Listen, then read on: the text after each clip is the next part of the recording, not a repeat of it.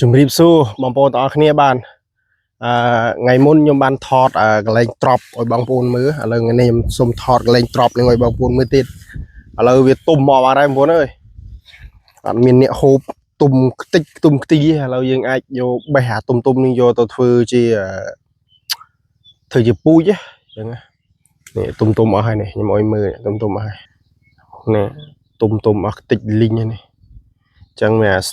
សុំបេះកាត់យកទៅធ្វើពូជខ្លះកាត់មិនខឹងទេ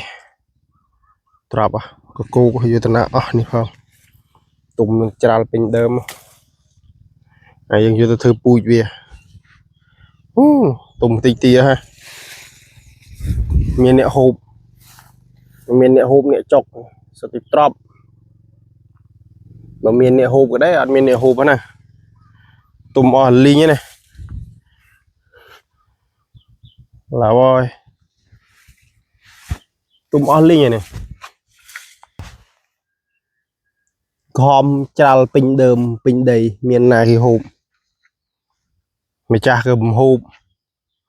ម្ចាស់នៅខ្លួនមួយទេហូបអីកើតនេះឌូប៉ុណ្ណាណៃត្រប់ធំទៅណាហើយមានអ្នកហូបណាមានទៅទូចអីអោហើយនេះផងមើលផ្លេតាមដប់ផ្លេតាមព្រៃកយផ្លេត្រប់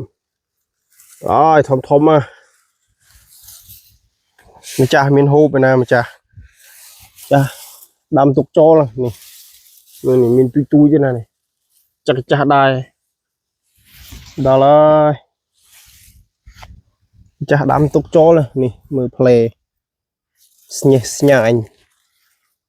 សិតតាទុំអស់លីងហើយចាស់ដាំទុកចូល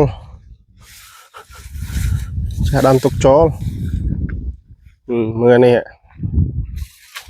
ស្ញេះស្ញាញសាក់ត្រប់